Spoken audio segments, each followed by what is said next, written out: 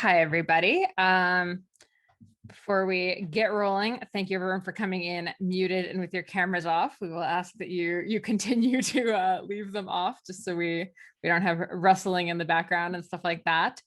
Cool. And we will probably be letting people in as we go. But hi, everyone. I'm so excited that you're all here to join us tonight. I'm super excited about this talk, and huge thank you to Ontario Cycling for putting this together and, letting us have this platform to chat about all things women's wellness. For those of you who don't know me, I'm Molly Hurford. I live up in Collingwood here in Ontario, and I'm sort of a journalist in love with all things cycling related. I write a lot about bikes, from nutrition to training to racing coverage and everything in between. And I do a lot of talks like this for the OCA and for my own company that I run with my husband, The Consummate Athlete, which is my neon sign in the background here. Today we have two awesome guests. I will quickly introduce them, and then I'm going to let them sort of explain what exactly it is that they do in women's sport medicine wellness, we'll call it. So we have Laura Powers, who is a physiotherapist and pelvic floor specialist. She works out of Higher Function Women's Health in Collingwood, and she's an awesome all-around athlete, like just stellar all-around athlete. So I'm super stoked to have her here to talk all about pelvic floors and bikes. And then we have Dr. Roz, and Roz, now I'm going to butcher your last name here. Is it Lawheed? So close. Lawheed.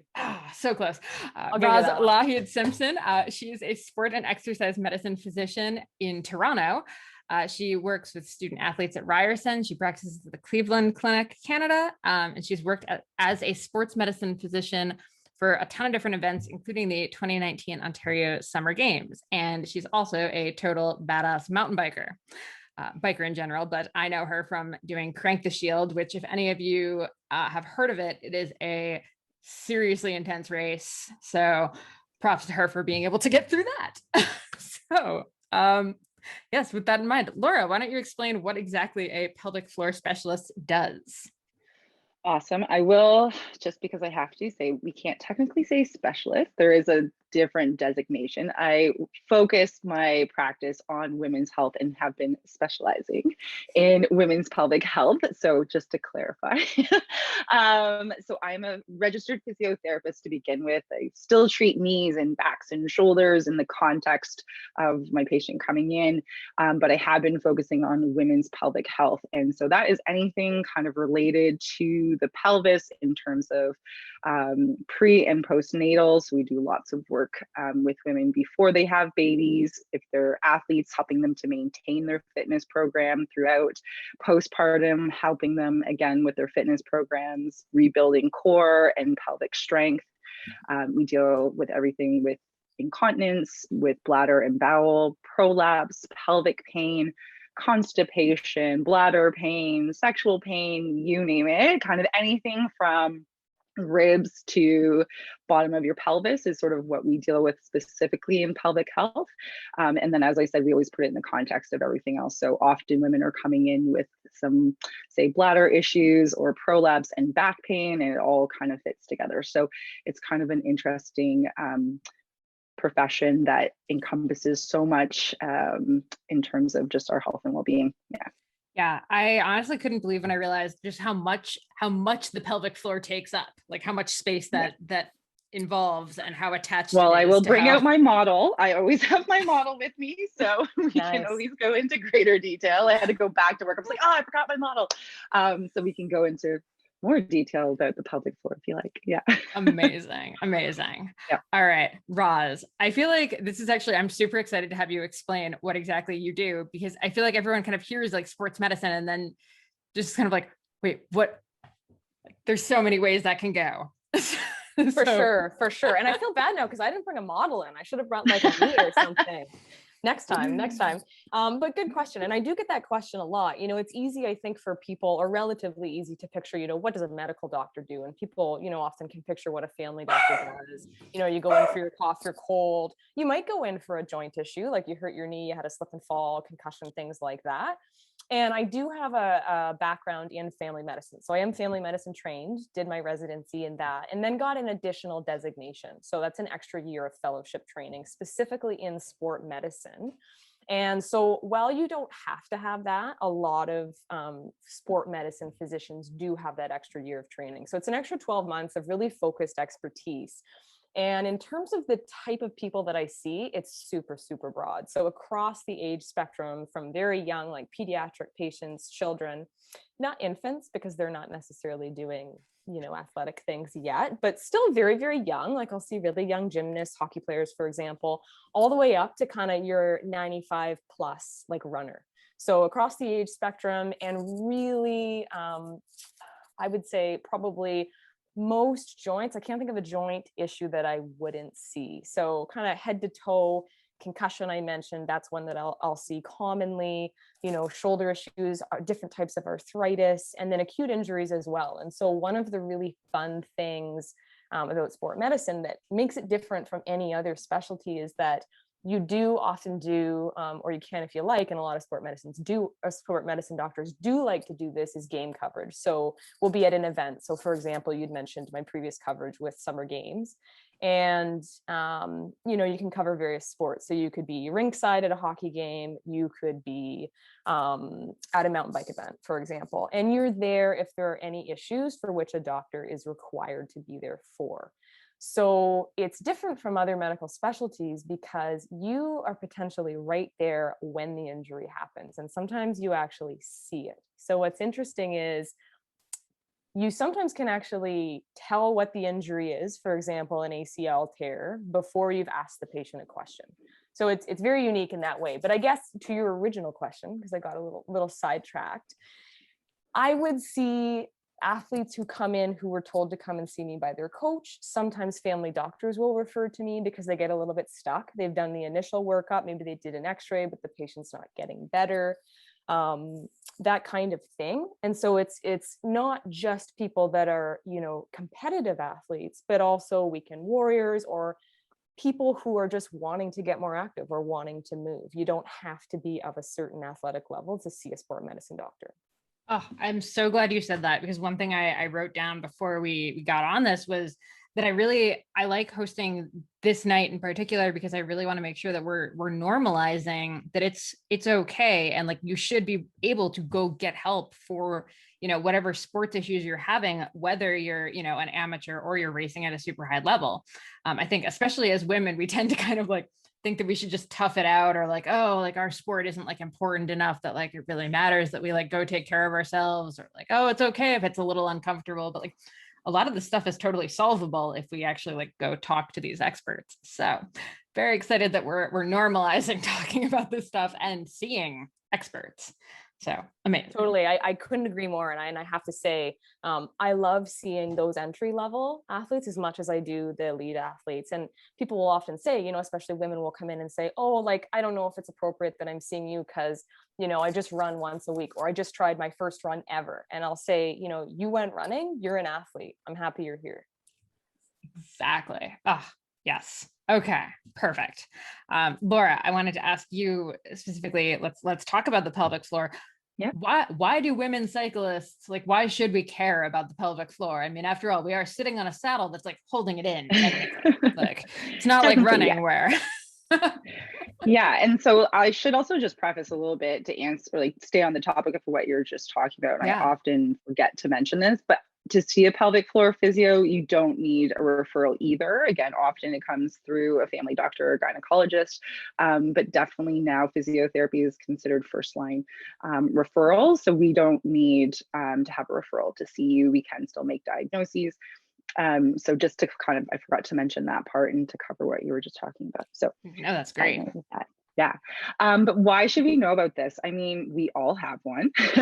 The statistic is roughly 1 in 4 women will have some sort of pelvic floor dysfunction, whether that be incontinence, prolapse. It's not necessarily specifically designated. There's more specific statistics, but a woman will have 1 in 4 chance of having some pelvic floor dysfunction through their life. lifetime. So it's super relevant just as a woman. Your risk does increase if you've had children. So if there's any women on here that have had children, your risk sort of increases as well. And then specific to cycling, like you said, we are sitting on a saddle. There is compression from that saddle to the neurovascular, so nerves and vasculature, veins, arteries that supply the pelvic floor, called the pudendal nerve neurovascular bundle. And so while being on that saddle, it can lead to other issues such as numbness, tingling, tenderness, and pain. I haven't seen much research come through as cycling causing any risk to incontinence or prolapse, like you said, because it is supported from that saddle. You're getting sort of that bottom support versus, say, a runner or someone that's in impact jumping exercises. So you get that support, but definitely in terms of any sort of pain issues, again, like I said, numbness, tingling, sexual dysfunction, that pudendal nerve does innervate the genitals, and a branch does go to the clitoris. So any sort of sexual dysfunction can sort of also be exacerbated by time on the saddle. And not everybody, just because you're a cyclist, is going to have these issues. There's lots of variables that might play a role and things that we can do to kind of help with that. The other part, I think, in terms of why we should know about the pelvic floor, not just as women, but also as cyclists, is just, it's really not discussed well. It's not something we're well educated on. Most women come in and say, like, I don't even know how to do a Kegel. I don't know where these muscles are. They're not muscles that we can see necessarily or feel unless you're apt to go internal and assess. So we just often have a real disconnect from what's happening there. And so most women, when they come to see me, are like just kind of blown away of like, I had no idea. I didn't know that's what it was supposed to feel like. I didn't know that was involved. So I just think it's something that's really not well educated on, and a bit of a stigma that I think is growing. There's definitely an increased exposure and conversation starting about it. And I'm starting to see a lot more women just be proactive and be like, I just want to check and make sure. I want to make sure it's strong. I want to make sure it's coordinating. Yeah. So it's been, I think it's just, as a woman, it's such an important part to connect to with our body. And I can talk more about the athletic component and the sport performance of how it can play a role within the body. But just generally in terms of our awareness, I think it's very important. Yeah. Yeah. Absolutely. And I mean, I'll say, like, I've gone and gotten like the internal like pelvic floor work done to like just check in, and like, you know what, I'm going to be totally honest. It's super awkward. It's very uncomfortable, like, especially like I haven't, like, I don't have kids. I haven't really had like that kind of situation where I'm like, constant like OBGYN type stuff. So like, it was a very like uncomfortable experience, but I'm so glad I did it, because it was such a good, like, oh, check in and like, oh, this is an important muscle in my body that I just had no idea how it worked or like where exactly it was. And it was like so eye-opening for me. So Good. And I should say with that, it is, I mean, as more people are learning about pelvic health, it's become a bit of an assumption, but a big part to say about pelvic floor physio is we will often do an internal exam. As the physiotherapist, we're internally assessing, doing a digital exam to feel the pelvic floor muscles, of how they're contracting and relaxing, and grading the strength and where and how you're contracting it. And again, if it's a pain situation or a nerve situation, assessing for your sensation. So often it does involve an internal exam, but I always say it's not mandatory. You don't have to. So if you are really uncomfortable with that part of it, there's, lots that we can still do externally. And we're always putting in the context of the whole person. So looking at like what your stress is, how you're moving, what, your history is. Have you had kids? Have you had trauma? What do you do for activity? So we really try and put it into the whole context of the person, and still also do that thorough external assessment too. Yeah. Amazing. Awesome. All right. We're going to shift gears a little bit, turn it over to Roz here. Roz, what I wanted to ask you about first is the top injuries that you see in cyclists, because I think in cycling, because it's a low impact activity, we tend to have this idea that like there's kind of like no such thing as cycling injuries outside of like some road rash, or like the more like I hit something and now something hurts. What are sort of the top ones that you're seeing? For sure. And so I think it's a great question. And your comment was funny because I was talking with one of the surgeons that I work with the other day, and we were commenting on how, cycling across disciplines, you can almost, like, a lot of the surgeons will consider it when they're kind of planning, for example, how to treat somebody. If they're a competitive cyclist, or if there's somebody who cycles a lot, they're putting you in the category of somebody who does a full contact sport. So injuries that sometimes people wouldn't think of, or a frequency of injuries that people might be surprised to hear. So in terms of top injuries that I would see in cyclists across age groups and across disciplines, so mountain, road, cross, things like that, there's some really super common ones. And there are definitely sub patterns that emerge depending on the discipline, depending on the age group. But generally speaking, if everybody's kind of put into the same group, I like to divide them into acute and chronic or overuse types. And so in that acute category, common things I would see, you mentioned one of them, so road rash or abrasions, super common. Sometimes it can be almost more than like a partial thickness injury, depending on how much force, how much speed that person fell with. So see a lot of that, see a lot of contusions or bruising, lacerations. So sometimes which will require stitching at the sideline if we're there. Concussions, fractures, dislocations. Those would be the most common acute. In the chronic or overuse category, I commonly see knee pain. And in particular, the most common thing in that joint would be something called patellofemoral pain syndrome. That's what I see most commonly in my practice. Neck / upper back and low back pain, see a ton of that. Bursitis, specifically trochanteric bursitis of the hip, so pain on the side of the hip when they're cycling or lying on that side. Achilles tendonitis, which is pain at the back of the heel over the Achilles, saddle sores, and then a potpourri of foot symptoms, kind of ranging anywhere from numbness to pain. Excellent.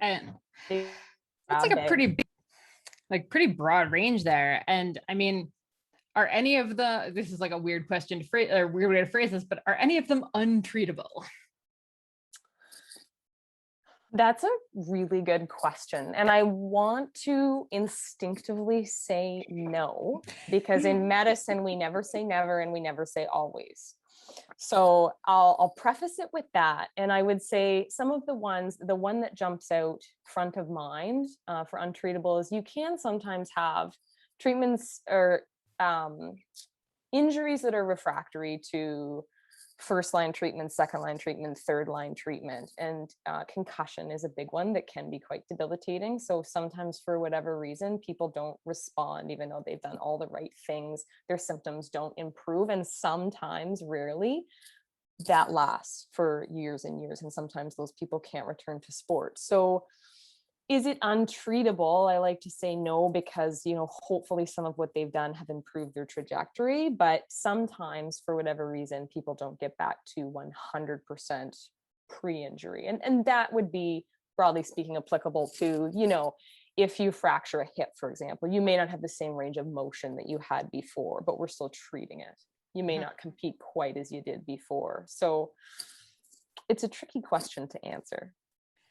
Yeah, for sure. I mean, I think the bright side with cycling is that, like, for the most part, I'm going to say it's a lifelong sport. And even if you can't necessarily like continue to ride at like maybe the level you were riding before an injury, the odds are usually pretty good that you can kind of come back and like do something within cycling. It might not be like, shredding the downhill trails if that was what you did before. It might just be like cruising, on your beach cruiser. But the nice thing is usually we can still figure out some way to hopefully pedal it out.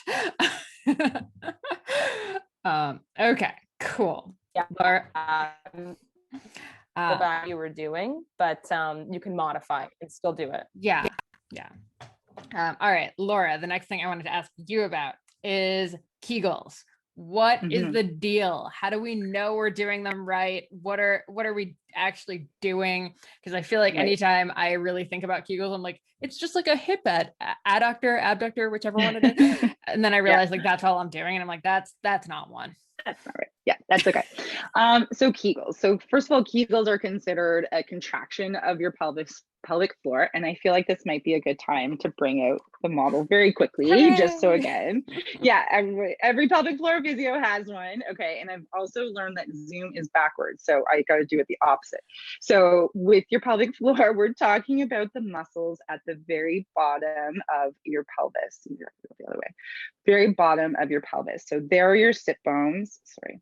There are the sit bones that are on your saddle, and then the pubic bone. See, it's totally opposite when I want to move it. I got to do the opposite of where I want it to go. Pubic bone in the front. So that we're talking about the muscles right at the very bottom that kind of make the diamond shape. And you want to feel that there is a tightening and a lift. The lift is really important when we talk about a Kegel. So Kegel, pelvic floor contraction, kind of interchangeable words, but we're talking about those muscles at the very bottom of your pelvis that have to tighten and lift inside.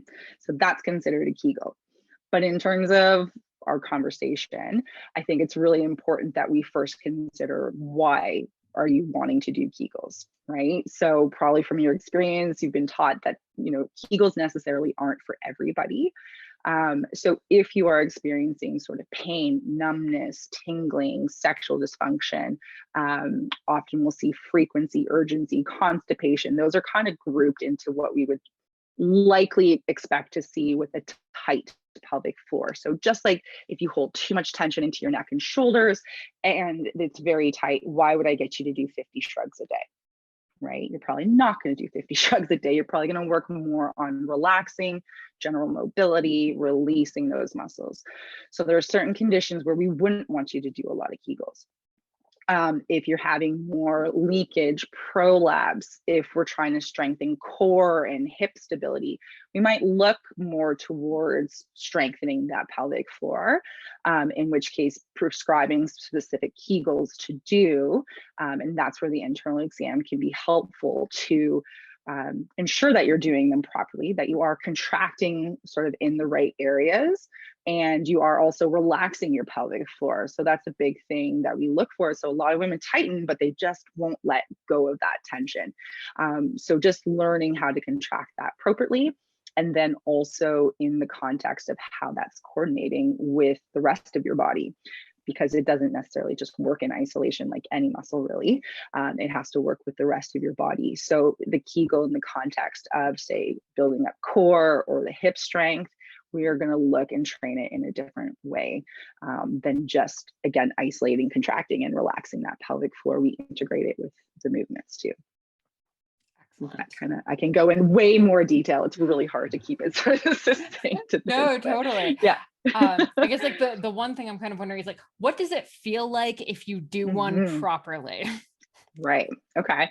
Well, if people are sitting, you can kind of get yourself into your chair and feel for those bones. So I always kind of start with the pubic bone, the sit bones, tailbone, sort of visual, and connect to where those bones are.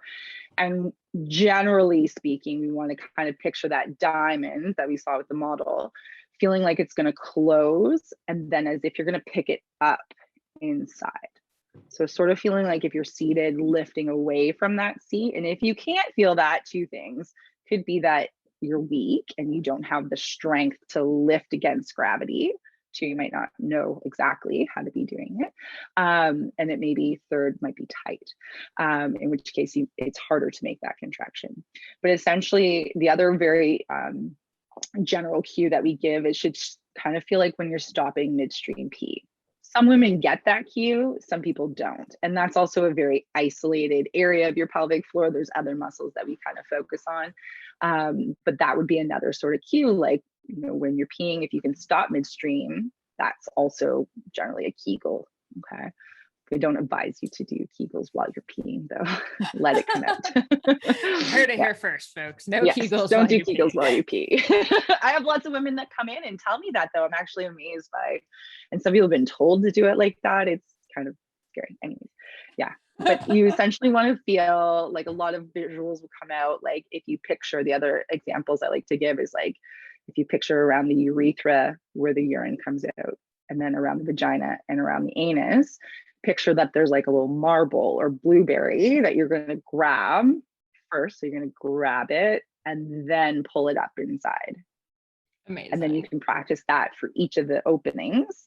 And again, that's one that I often will start with to just help gain that awareness and connection, because we have a better sense when we isolate things a little bit more. So yeah.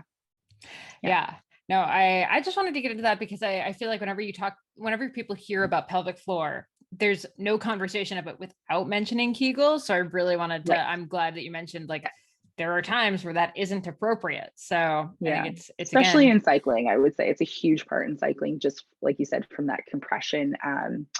And often I'll see that too, that women were typically tight, or a lot of my higher athletes or women that are active tend to have a bit more of a hypertonic pelvic floor, for sure. Awesome. Well, not awesome for them, but like awesome to that answer. Thanks. All right, Roz, the next one I wanted to ask you about is the top preventable injuries. So sort of, I mean, it could be from that list or it could be outside of that list. What are the ones that are more on that like overuse side of things where it's like, oh, they could have avoided this if they had done X, Y, Z? Yeah, so definitely would come from that list, because a lot of those preventable ones are the ones I see most commonly. So definitely knee pain, patellofemoral syndrome in the knee.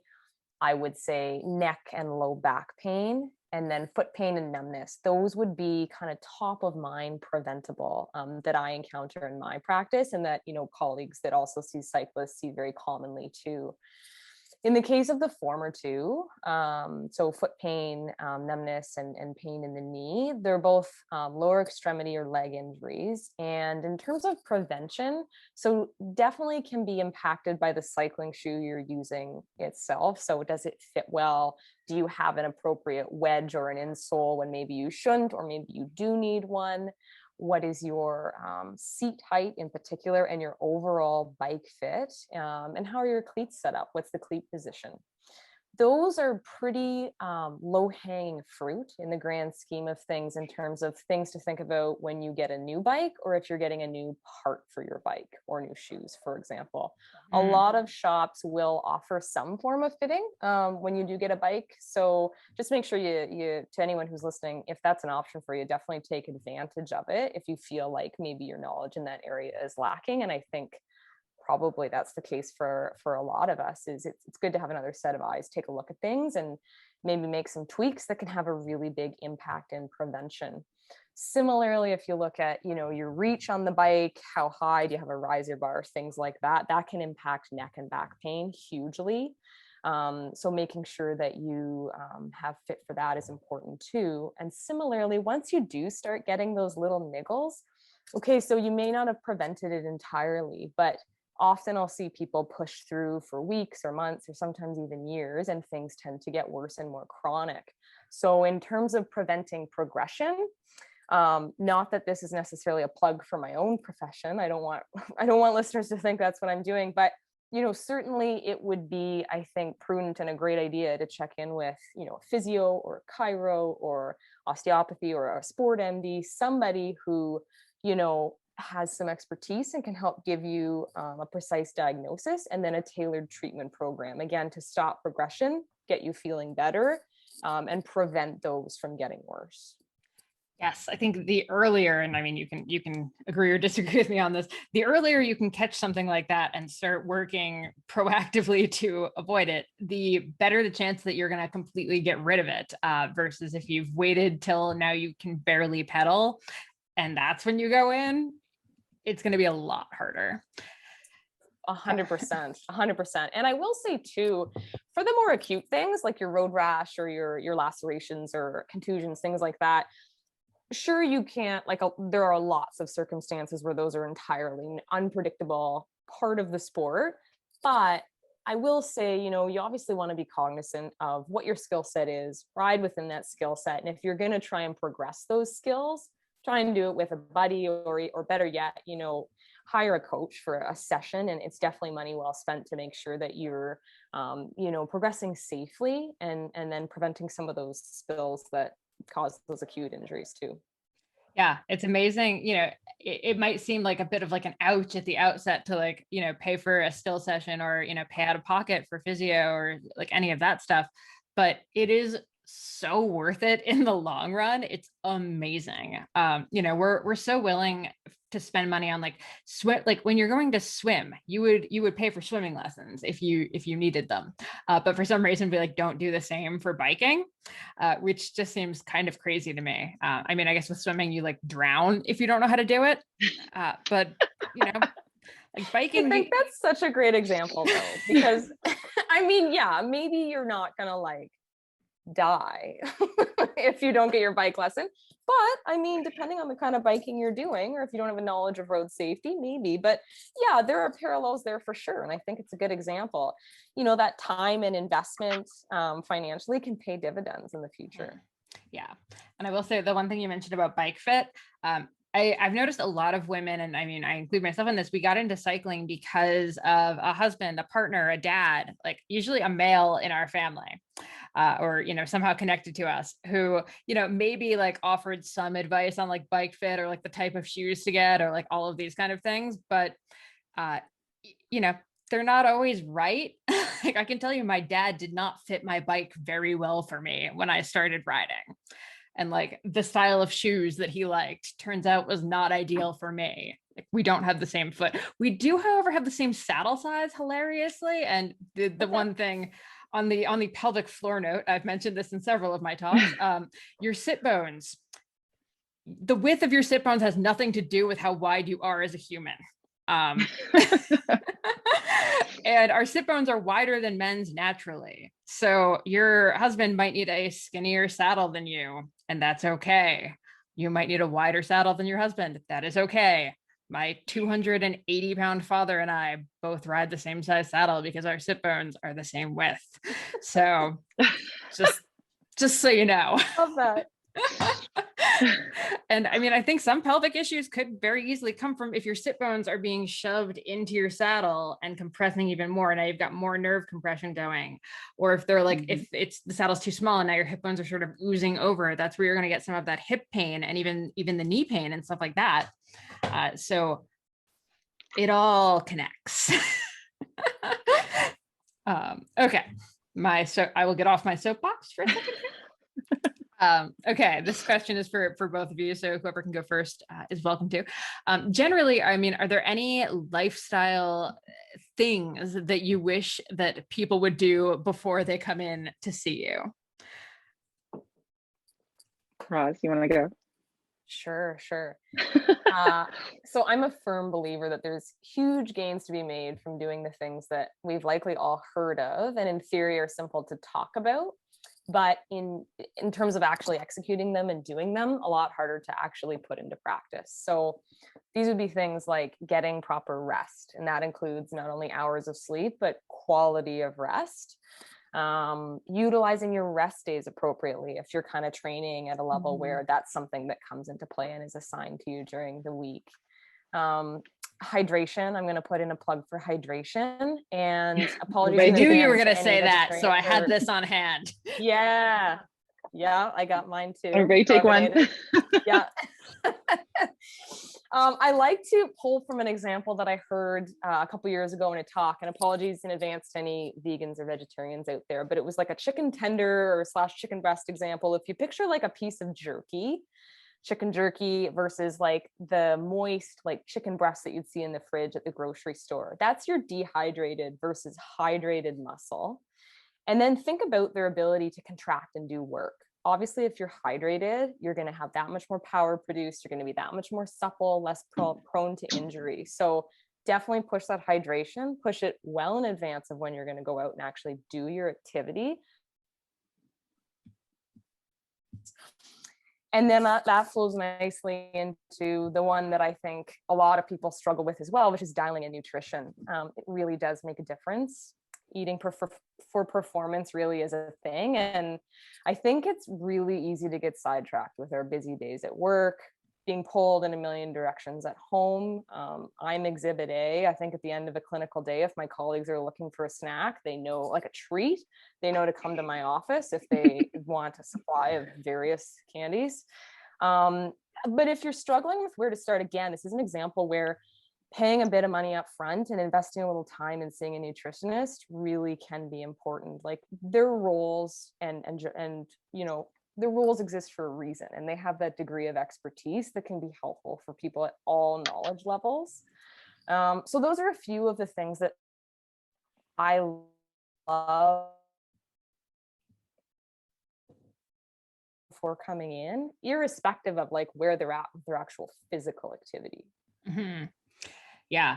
And again, we're back to that, like talking to an expert. And, you know, again, it is like that upfront cost, but honestly, seeing a dietitian is not that expensive. Like you'd be shocked at how like reasonable it is at this point, especially, you know, almost thanks to the pandemic to some extent, it's easier than ever to like do a, you know, consult via Zoom.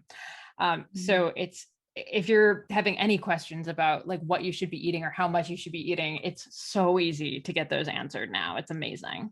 And like specific to you. I mean, I think every time I've had a nutrition expert on to talk, like I'm like both frustrated by it, but I'm also, if they don't say it, I get really annoyed with them too. But the answer to everything is always like, it depends, because it's an individual question. And I respect them for saying that, even if it's like very frustrating when you're trying to get general advice. So yes, definitely worth it. And yeah, the hydrating before the workout, like if you go into a workout dehydrated, even by like a small amount, your ability to put out power is so much lower. And it's hard to catch up. It's almost impossible to catch up after that. I mean, let's be honest, how many of us are like amazing at drinking on the bike? Very few people are that good at doing that. It's not me. Yeah. And I think too, if you're waiting until you're going to start drinking once you're starting your workout, at that point, it's like damage control and maintenance. The work, like the real hydration comes before. And I think there's a lot of misinformation surrounding that for folks as well. Yes, 100%. Awesome. All right, Laura, how about you? What's your like daily things you wish people would do? Roz, you said a lot of the big ones. I think sleep is like way up there on my list for sure as well. And I was like, oh, please don't say the ones that I'm going to say. So you didn't, which is great, aside from sleep. And I think we should also say too, like this can sound really overwhelming. Like, okay, you got to do this, and this, you know, to perform. And it's true. A lot of these elements do make us so much better. But one of my my little mottos that I've now taken, especially after having my son, where time is so limited and just life and work and everything, is just something is better than nothing. Like get the ball rolling with any of this stuff. Like say you're going to focus, like, okay, I'm going to focus on my nutrition, or I'm going to focus on my sleep, and just pick something, and just something is better than nothing. That is definitely my new motto, and let that momentum roll with it. So for my things that I see and that I believe in, like I said, sleep is huge, prioritizing that. But mobility, I feel like that mobility, flexibility, recovery, kind of all in that same spectrum, is something that I think we really miss, that can be super valuable for a performance. And I think we're really apt to, you know, dedicate our time to our intense workouts and get time on the bike and our cross training, and we kind of devalue that element of the recovery, the flexibility and mobility part of it. And in the physio world and training principles, like you need to have mobility before you can have stability. We need to be able to have joints that can go through full range of motion. You need a rib cage that can move and expand, your diaphragm to be able to move before we can expect that stability. So, you know, tying it back to pelvic floor, we need to see, like, does your thoracic move well? I mean, while we're riding, it's very stable for the most part and rigid, but we need that ability, that mobile and responsive rib cage to be able to generate a good breath, right? So integrating some yoga, some Pilates, Tai Chi, whatever turns your crank, but looking for stuff that helps with that mobility and that active kind of recovery, I think, is something that I see a lot in my athletes that they miss. Like we'll talk about their training schedule, intensity, how often they're training, what they do for cross training. I'm like, what about your recovery? What do you do for your like flexibility? And they're like, I stretch for 5 minutes afterwards, you know, which is better than nothing. Something's better than nothing. But I think that's a big piece that that gets missed in this kind of training world for sure. I was gonna say, I'm actually like really impressed with they're like, I stretch for 5 minutes. I'm like, wow, that's more than like most people. I was do. giving wow. a lot of benefit. I also thought that. It's more I'm than guilty. A lot of people do that I see. Exactly. And I'm so guilty of it myself. You know, you're squeezing in a ride after work or before you go into work. And it's like, what are you going to prioritize? Getting on the bike or you're stretching, right? So I think kind of, Roz, you mentioned too, like finding those rest days and maximizing that. And I think those are great places to put in sort of that flexibility and mobility part of it. And then Molly, I know you do a lot of like advocating for cross training, so that's a good place to put in different movements that aren't so linear and kind of like static. Like look for dynamic and range and stuff like that is a great place to kind of start with. So that's probably, I mean, everything that Roz said I think is super important as well. But that was kind of the one that I was thinking about that I see in my athletes the most, that we kind of talk about, like, okay, let's integrate a little bit of those pieces too. Definitely. Yeah. I mean, especially for cyclists, I'll say like being able to get your arms over your head is huge. And like, shockingly, like not a lot of us do it or can, especially if you've ever had any collarbone stuff. But like, if you can have good arm mobility, you're going to save yourself a lot of trouble when you do, if you ever do eventually crash. Having the arm flexibility means you're less likely to snap that rotator cuff or anything. So so we actually had one. So true. Oh, sorry. Go ahead, Roz.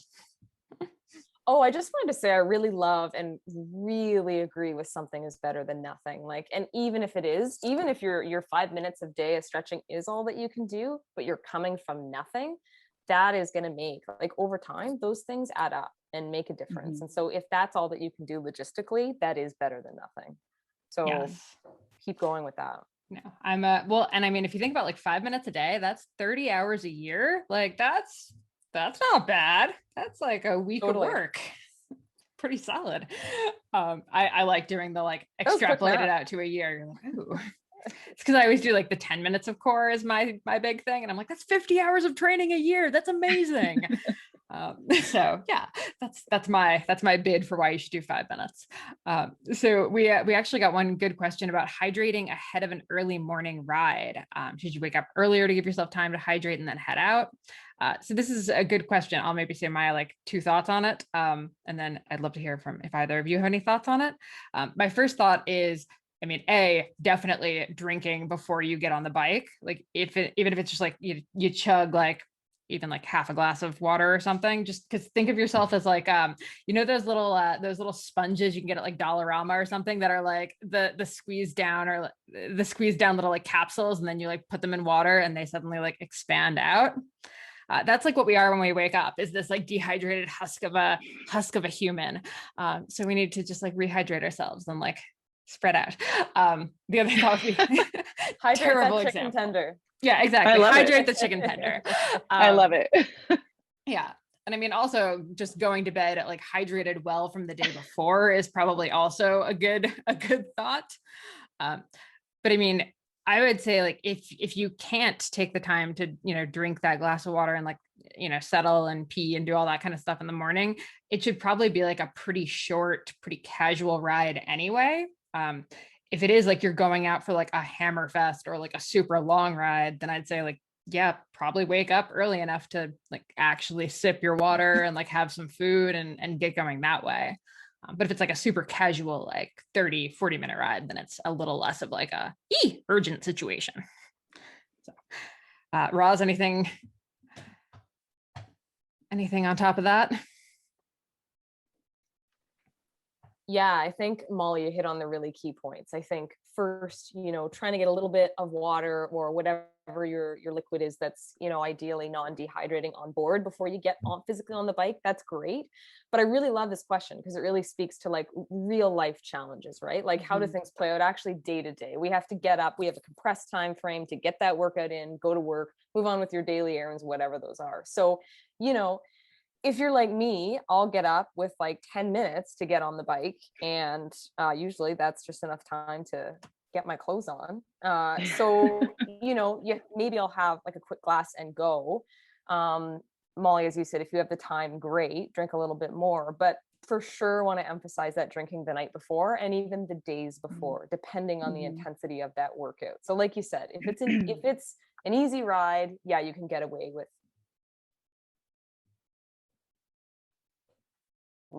racing. If you're doing a morning race, hydration starts or should start days before. So for example, weekend races, you want to like really be going at it Wednesday, Thursday, Friday, really start getting that water on board, because it is retained. Like just because you're peeing in between, it doesn't mean you're losing everything that you put on board. So you can think further ahead than just morning of for that workout.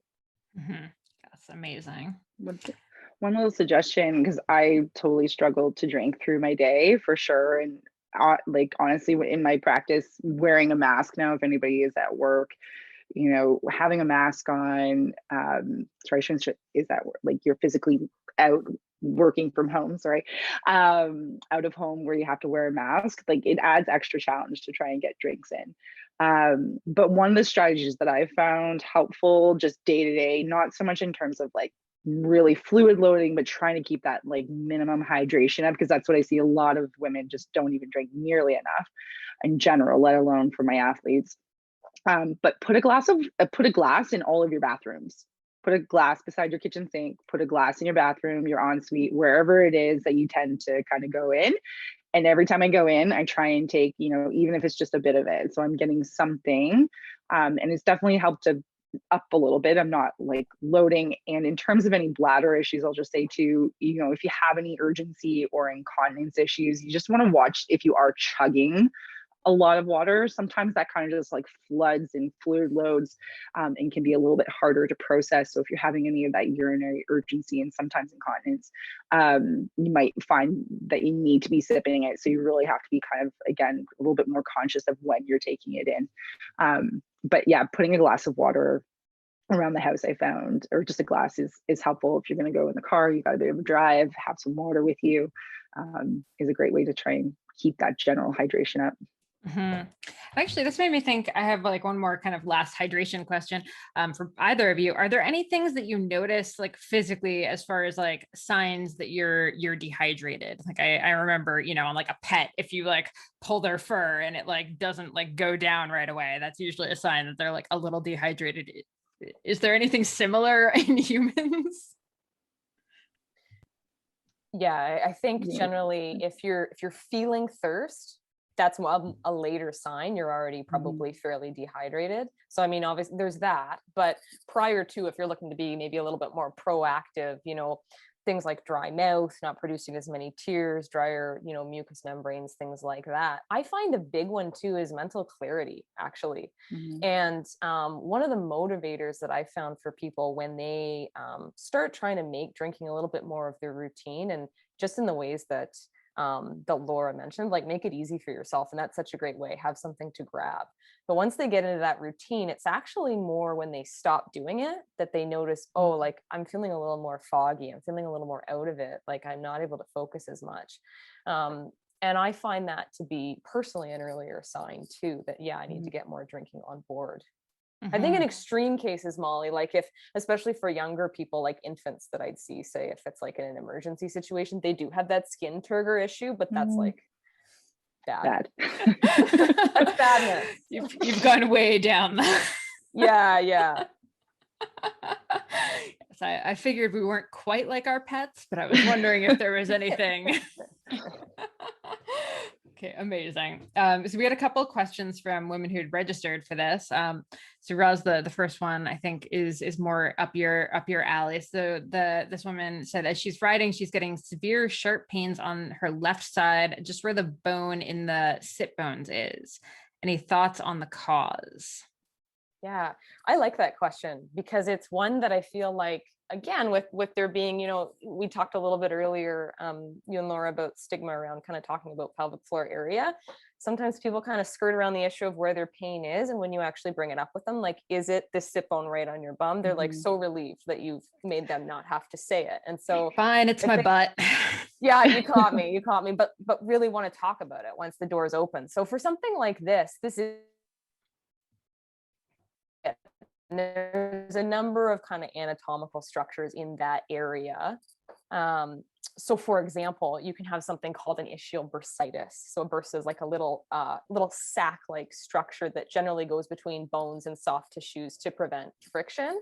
But when there is a lot of friction in the area, that sac can get inflamed, almost like a little blister on your foot. And so that's something that can be painful in that area. your hamstring, the top part of your hamstring inserts in that specific area, in that ischial tuberosity or the sit bone. And in addition, you can have glute or nerve irritation in that area too. So hard to say without examining this person. But the other question that I commonly get is, well, why do I feel this on the bike if both sides of my butt are touching the saddle? And again, kind of segue back into bike fit. It's not uncommon to not sit perfectly squarely on the saddle, and we're certainly not static in the saddle. So as one of the few points that we are connected to our bike, that is probably one of the more mobile. And so saddle type, and there's a ton of options out there, the degree of cushioning, including cushioning that's in your shorts. If you have a chamois, that's super important. And especially if you're finding you only have that pain when you're riding and not in your day-to-day activities, definitely consider bike fit, and specifically saddle angle, saddle type. But bottom line, I'd say, to give a precise diagnosis, I'd check in with, sport medicine physician, family doctor, something like that. Like that is OHIP covered and not with an extra fee. And again, that's to kind of narrow down, what is it in that area structurally that is being irritated, that's causing you pain, and then they can kind of tailor that treatment plan for you. I like your point about not necessarily being symmetrical. And I mean, this is where we get into like every bike fitter is going to mention a leg length discrepancy. And I'm not always going to say that that's the case. I'm going to say like there's discrepancies because, you always sit with like one leg over the other. So you have like different muscle tightness on either side. You might be like slightly turned from your torso. Like there's so many different things. So I'm like not a huge fan of whenever you hear like leg length discrepancy, because there's like a billion other things it could be. But just like, yes, we are not symmetrical humans. Like no one is perfectly symmetrical except like, I don't know, maybe Angelina Jolie is, but like otherwise, maybe a Kardashian was made to be symmetrical. I don't know, but like we're not. Like that's just where we're at. So it's okay. You're totally right. And leg length discrepancy is thrown around so commonly. And as opposed to being like a true leg length discrepancy where the bones in the leg are actually longer versus a functional where, there is maybe some turning, some torsion, creating the illusion of a leg length discrepancy that can then be corrected potentially with certain treatments or adjustments. It's important to tease that out. But everybody's different. And I guess that's where you can kind of go back to saying it depends a little bit, which I know you're not a huge, huge fan of. I'm like a 50-50 fan. It depends on if I'm a fan of it depends. Fair enough. Touche. There we go. All right. And then the other question I think is more up Laura's alley, which is anterior pelvic tilts for female cyclists, and that causing low back and hip pain, especially when you're in the saddle for a long time. So maybe first explaining what an anterior pelvic tilt is, and then so if you were just sitting on your chair here, posterior tilt would be where you feel more pressure to the back of your sit bones, so those bones that you feel into your saddle. That's more of a posterior tilt. Anterior tilt, you feel a little bit more pressure towards your pubic bone. So that's kind of more grossly speaking of what an anterior posterior tilt would be. If we think of cycling, one of the dominant muscle groups is going to be our hip flexors, and our hip flexors, or deep hip flexors, or psoas and iliacus, actually attached to the anterior part or the front part of your, this Zoom camera is so funny, front part of the spine. And so with cycling, they can often get very short and tight and create or help pull your back into a bit more of an anterior tilt. The back muscles may be very tight as well. So the erectors of the spine that kind of shorten, they might be accentuating sort of that compression. And so you should have, like when you lay flat with your legs stretched out, you should have a slight arch in your back. That is normal. You shouldn't have a flat back. So the fact that you're having pain with it is more interesting. I think that's what she had said, is that she has pain when her legs are straight. So again, it could be coming from a variety of structures that might be contributing to some of this pain. It could be an actual joint issue, maybe like the little facet joints of the spine, the small parts or the small joints of the spine might not like to be an extension. It could be a myofascial pain. So the muscles are very tight. And being stuck in that shortened position of your back muscles being short might be contributing to some of that pain.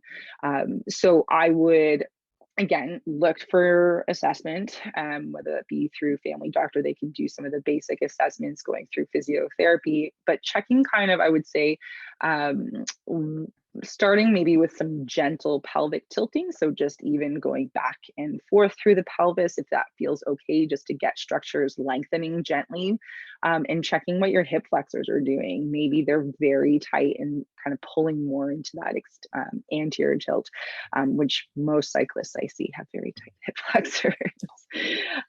So again, it can be challenging to create these diagnoses without getting a greater context of what's happening, and even physically seeing the body, helping to feel what's going on would give even more information, obviously. But greater context of what else is kind of contributing and what other symptoms are going on. But yes, normal to have a bit of an arch into your low back when you are like straight. You actually want that. You want to have that curvature. It's healthy for your back. But pain might be coming from a few different reasons. Yeah. I think what's so interesting to me about both of those questions is, I mean, the answer really is, it depends, and it could be from so many different causes. So this is where, it's not just that we should be our own detectives and like be, doing some of this like work for ourselves. It's also, we should be checking in with experts. And again, like a lot of the time, it could save you a lot of money and pain in the long run, for sure. So yeah, I think it's just so important to kind of like be willing to do that exploration. Certainly. Okay, excellent. Well, we are at 8 o'clock, so we're gonna wrap it up here. Thank you both so much for being here. Is there anywhere where people can get in touch with you? Laura, tell everyone where you practice, and then Roz, I don't know if you're like open for new clients, patients, or just like where you're. So yeah, both of you, please share away. How can people get in touch? So as Molly said, my practice is higher function women's health. I'm in Collingwood. I'm located in the Collingwood Obstetrics and Gynecology office. So I do work alongside a couple of gynecologists, and I can definitely ask about this to see if they have about the IUD questions, see if they have any comments on that. I can be reached, Laura at higherfunction.ca. I'm definitely open for any conversations, because as we've kind of talked about, there's a lot of taboo and sometimes embarrassment about some of the pelvic floor questions in this, in any situation. So please feel free to email me if you have anything more specific. And I am also on Instagram, Laura, I think I'm so bad with this, Laura.hm physio, I think it is. So I'm on Instagram. I often put up information there, but yeah, Laura at higherfunction.ca if you have any questions. Amazing. And Roz?